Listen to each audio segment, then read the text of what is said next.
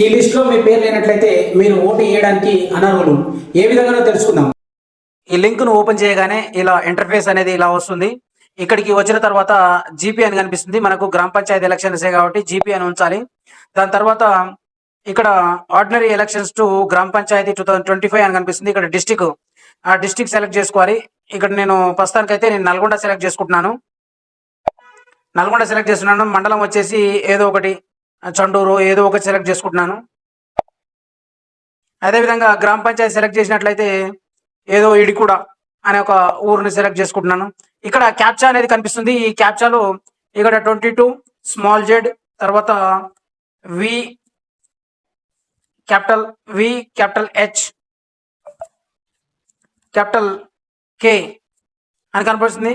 ఇక్కడ ward wise data అని కనిపిస్తుంది కదా.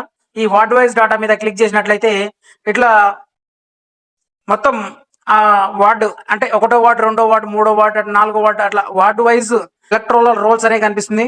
తర్వాత మనకి ఇక్కడ 2 ఆప్షన్స్ ఉంటాయి. ఒకటి ఇంగ్లీష్, 2 తెలుగు. ఇంగ్లీష్లో కావాలా తెలుగులో కావాలా అని కనిపిస్తుంది. ఇంగ్లీష్ అయితే ఇంగ్లీష్, తెలుగు అయితే తెలుగు, ఈ రెండిట్లో ఏదైనా సెలెక్ట్ చేసుకోవచ్చు. నేను 1వ వార్డుని ఇంగ్లీష్లో సెలెక్ట్ చేసుకుంటున్నాను. ఇంగ్లీష్లో సెలెక్ట్ చేసుకున్నట్లయితే ఇట్లా గ్రామ పంచాయత్ ఆ 1వ వార్డుకి సంబంధించినటువంటి పూర్తి డాటా అనేది ఇక్కడ రావడం. కామెంట్ సెక్షన్ లో చూడండి.